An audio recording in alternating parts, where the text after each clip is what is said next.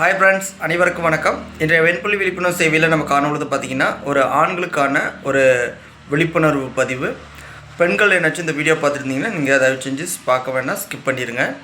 சரி, இப்போ நம்ம பதிவுக்குள்ளே போகலாம். அதுக்கு முன்னாடி நம்ம சேனலை சப்ஸ்கிரைப் பண்ணால் பார்த்துருந்தீங்க ஆண்கள் நண்பர்கள் நீங்கள் சப்ஸ்கிரைப் பண்ணி வச்சுக்கோங்க. அப்போ தான் நம்ம போடக்கூடிய விழிப்புணர்வு வீடியோக்கள் மற்றும் வைத்திய சார்ந்த தகவல்கள் அனைத்தும் நீங்கள் மிஸ் ஆகாமல் பார்க்கலாம். இப்போ வாங்க வீடியோக்குள்ளே போகலாம். ஆண்களுக்கு இன்றைக்கி கை கால் உதடு இங்கே வந்துச்சுன்னா பார்த்திங்கன்னா எளிமையாக நம்ம கண்ட்ரோல் படுத்த முடியுது, குணமாக்க முடியுது. அப்போ உனக்கு ஏன்டா குணமாகலைன்னு ஒரு சிலர் கேட்கலாம். எனக்கு அதிகமாக பதவி விட்டுட்டேன். ஆரம்ப கட்டத்தில் இருக்கிறவங்களுக்கும் இளவயதில் இருக்கிறவங்களுக்கும் 100% பாசிட்டிவ் ரிசல்ட் கொண்டு வரலாம். ஓகேங்களா? அதிக விடம்பில் விட்டீங்க, அதே போல் அதிக வயதாகிடுச்சு, நோய்வாய்ப்பட்டாங்கன்னா கொஞ்சம் டைம் பிடிக்கும். குணமாக்க முடியாதுன்னு இல்லை, உங்களுடைய விடாமுயற்சி தன்னம்பிக்கை இருந்தால் எதையுமே வெற்றி காணலாம். ஓகேங்களா? சரி, இன்றைக்கி வந்த டாப்பிக்குள்ளே நான் ஃபஸ்ட்டு சொல்லிடுறேன். கைகால் பற்றி பிரச்சனை கிடையாது. ஆனால் ஆண் உறுப்பில் பார்த்திங்கன்னா முனைப்பகுதியிலையோ அல்லது விதைப்பகுதியிலையோ வரக்கூடும். ஒரு சிலருக்கு மட்டும் ரொம்ப பாடி ஹீட் சார்ந்த வேலைகள் பார்க்குறவங்களுக்கு. அப்போ ஒரு சில புரிதல் இல்லாமல் அங்கே வந்தோடனே அதீத பயம் உருவாகிடுறாங்க. அதாவது ஹஸ்பண்ட் ஒய்ஃபுக்குள்ளார ஒரு தாம்பத்தியத்துக்கு இது என்னாச்சும் ஒரு இடையூறு தருமா, அவங்க என்னாச்சும் ஒரு மாற்றமாக பார்ப்பாங்களா அப்படின்னு சொல்லி ஆண்கள் ஒரு சிலர் நினைப்பீங்க.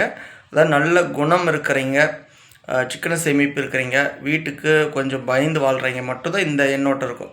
மற்றவங்களாம் அதெல்லாம் ஒரு பொருட்டாகவே எடுத்துக்க மாட்டாங்க. அது பாட்டுக்கு இருக்கும். எல்லா இடத்துலையுமே தான் ஆண்களுக்கும் இருக்கும், பெண்களுக்கும் நம்ம போல் சர்ம பாதிப்பாளர்களுக்கு இங்கே வரதுக்கான வாய்ப்பு பெரும்பங்கு உண்டு.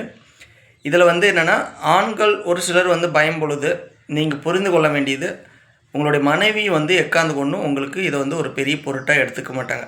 பெண்கள் பொறுத்த வரைக்கும் நான் அதை உறுதியாக சொல்லுவேன். ஆண்கள் கூட ஒரு பெண்ணுக்கு இருக்குது அப்படின்னா அவங்க புரிஞ்சிக்காமல் ஒரு தவறான ஒரு பெயர்கள்லாம் பயன்படுத்தி அவங்க மனசை நோவடிப்பாங்க. அதில் விட்டு விலகி வேறு ஒரு பெண்ணோட தொடர்பு வைக்கிறதுக்கு வாய்ப்பு உருவாக்குவாங்க. ஆனால் பெண் ஒருபோதும் அப்படி பண்ண மாட்டா. யாராக இருந்தாலும் நீங்கள் அப்படி தவறாக எண்ணிட்டுக்கிறீங்கன்னா முதல்ல அதை ஸ்டாப் பண்ணுறீங்க. ஓகேங்களா? அடுத்தது, ஆணுடைய முனைப்பகுதியில் தயவு செஞ்சு இச்சிங் ஆயில்மெண்ட் போடாதீங்க. அதுமாதிரி விதை பகுதியிலையும் போடாதீங்க. அது புண்ணாயிடுச்சுன்னா ஆற்றுறது ரொம்ப கஷ்டம். ஓகேங்களா? அதுவும் குறிப்பாக திருமணம் முடிச்சிங்க, நீங்கள் எந்த ஒரு ரிஸ்க் எடுக்க வேண்டாம். நீங்கள் உங்களுக்கு ஒரு குழந்தை பிறக்கிற வரைக்கும் ஆண் உறுப்பு மேலே எந்த ஒரு பாயிண்ட் ஆஃப் மெடிசன்ஸும் நீங்கள் அப்ளை பண்ண வேண்டாம். முடிஞ்ச விரும்ப தேங்காய் வச்சுக்கோங்க. ஓகேங்களா? அது ஒன்றும் பிரச்சனை கிடையாது. அதை தாண்டி ஒரு மெடிசன்ஸ் இன்டேக்காக உள்ளுக்கு எடுக்கிறீங்கன்னா சத்து மாத்திரை எடுக்கலாம். ஆங்கில மருத்துவமாக இருந்தால் வேறு ஒரு சித்த மருத்துவம் அப்படின்னு நீங்கள் அவசரப்பட்டு போயிட வேண்டாம். அதீத கசப்பு உங்களுடைய ஆண்மை குறைபாடுக்கு வழிவகுத்துரும். ஆண்மை குறைபாடுனா பால் உணர்வை தூண்டாது, விந்தணுக்கள் பாதிக்கும். ஏன்னா அதீத ஹீட்டு, அதீத கசப்பு. ஓகேங்களா? அளவு தெரியாமல் நம்ம பாட்டுக்கு அதிகமாக எடுத்துக்கோங்க. அதனால் ஒரு குழந்தை பெறுற வரைக்கும் நீங்கள் இதை பெரிய பொருட்டாகவே எடுத்துக்க வேண்டாம். அந்த லைஃப்பை என்ஜாய் பண்ண பாருங்கள். இதையே நினச்சி டைம் வேஸ்ட் பண்ண வேண்டாம், மன அலைச்சலுக்கு ஆளாக வேண்டாம். ஏன்னா நான் கல்யாணம் ஆன உடனே ரொம்ப இதை கண்டே பயந்துட்டு இருந்தேன். ஓகேங்களா? அதன் பிறகு தான் எனக்கு பிள்ளைங்களும் பிறந்தாங்க. பிள்ளைக்கு வருமா, ஒய்ஃபுக்கு பரவிடுமா, விட்டுட்டு போயிடுவாங்களா, பல கற்பனைகள், பல குழப்பங்கள் இருக்கும். இது எல்லாத்துக்கும் பார்த்திங்கன்னா உங்கள் மனசு தான் காரணம். நீங்கள் எதாவது ஓப்பன் டைப்பாக பேசிக்கோங்க, தெரிஞ்சுக்குங்க. அதை தாண்டி என்னாச்சுன்னா சொல்லுங்கள். நம்மளுடைய மனநிலை மருத்துவர் ஐயா ஒருத்தர் இருக்கிறார். அவர் இதுமாரி தாம்பத்திய லைஃபுக்கான ஒரு புரிதலை உருவாக்குவார். நம்ம என்ஜிஓவுக்காகவே அவர் ஹெல்ப் பண்ண வந்திருக்கிறாரு. அதுமாரி எவ்வளோ ஹெல்ப்பு நம்ம உங்களுக்கு கொடுக்க முடியும். மனம் ஒருபோதும் தளர்ந்துடக்கூடாது. ஓகேங்களா?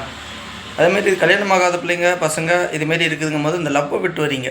ஓகேங்களா? லவ்வுக்கும் இந்த வெண்புலிக்கும் சம்மந்தம் கிடையாதுங்க. லவ்வை யாராலையும் அழிக்க முடியாது. எந்த ஒரு பாதிப்பு அழியாது. அதேமாதிரி செக்ஸ் அப்படின்னோடனே இந்த வெண்புலி செக்ஸை சிதைச்சிடும் அப்படின்னு நினைக்கிறீங்க.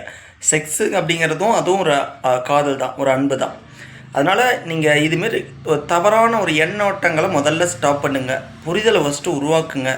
கிடைக்கிற லைஃப்பை மிஸ் பண்ணக்கூடாது. அந்த வயதில் அது தான் கிடைக்கும். அதன் பிறகு திருப்பி பார்த்தா அது ஏக்கமாக தான் இருக்கும். நம்மளும் மிஸ் பண்ணிட்டு வந்துட்டுங்களே அப்படின்னு சொல்லி. அதனால் இன்றைக்கி காலகட்டத்தில் பொறுத்த வரைக்கும் நாளையை நினச்சி ஃபஸ்ட்டு ஃபீல் பண்ணாங்க. இன்றைக்கி இருக்கக்கூடிய இந்த டைமை எப்படி என்ஜாய் பண்ணணும், எப்படி மகிழ்ச்சியாக வாழணுங்கிறத புரிஞ்சுக்கோங்க. ஏன்னா நாளைக்கு மருந்து கண்டுபிடிக்கலாம், அல்லது இல்லைனா கூட இன்றைக்கி காலங்கள் அவசரமான வாழ்க்கை சூழ்நிலை, கலப்படமான ஒரு உணவு பழக்க வழக்கங்கள். அதனால் என்னென்னா நம்ம நீண்டாயில் 100, 110, 120 வாழ போகிறது கிடையாது. யாருக்கு எப்போ உயிர் போகுன்னே சொல்ல முடியாது. அப்போ நாளைய தினத்தை நினச்சி, நாளை வருங்காலத்தை நினச்சி நம்ம இந்த வெண்புலி கண்டு இன்றைக்கே பயந்துட்டுருக்கேங்க. லவ் பண்ணுறீங்க, லவ் பண்ணிகிட்ருங்க. ஓகேங்களா? திருமணம் முடிஞ்சிங்க, லைஃப்பில் என்ஜாய் பண்ணிகிட்ருங்க. இதை பெரிய அளவுக்கு ஃபோக்கஸ் பண்ண வேண்டாம். ஓகேங்களா? கண்டுக்கலாம். அதாவது அனுபவம் இருந்தால் நம்ம பயம் இல்லாமல் மூவ் பண்ண முடியும். இப்போ எனக்கு அதுதான். இப்போ நான் இவ்வளோ தூரம் கடந்து ஒரு வில்லேஜில் சிறு வயதுலேருந்து எனக்கு 22 ஏஜ் இள வயதுலேருந்து இன்றைக்கி மனம் தளராமல் இருக்கிறாங்கன்னா எல்லாமே நான் மனம் தளர்ந்துருக்கிறேன், மன அழுத்தத்துக்கு ஆளாக இருக்கிறேன். ஆனால் அதுலேருந்து மீண்டு வந்திருக்கிற அளவுக்கு என்னை நானே வந்து மெருகேற்றிக்கிட்டேன்.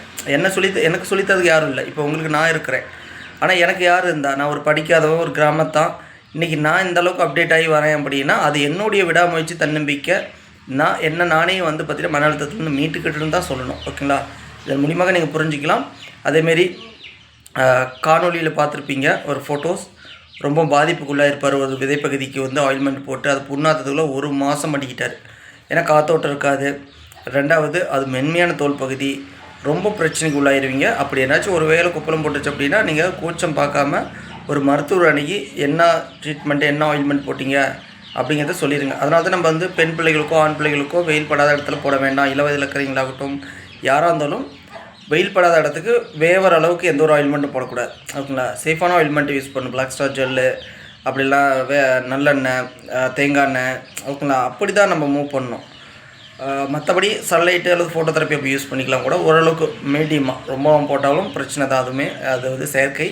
இயற்கை சன்லைட் கிடைக்குதுன்னா இது ஒரு காட்டுப்பகுதியில் ஆண்கள் போய் ஆண் உறுப்பு மேலேயோ விதைப்பகுதி மேலேயோ வெண்புலி இருந்தால் ஆயில்மெண்ட் போட்டுட்டு நீங்கள் வெயிலில் காமிங்க. உங்களுக்கு நல்லாவே சப்போர்ட் பண்ணோம். நீங்கள் பயந்துக்கு தேவையில்லை. அதையுமே கண்ட்ரோல் படுத்தலாம். எங்கே இருந்தாலும் குணமாக்கலாம்.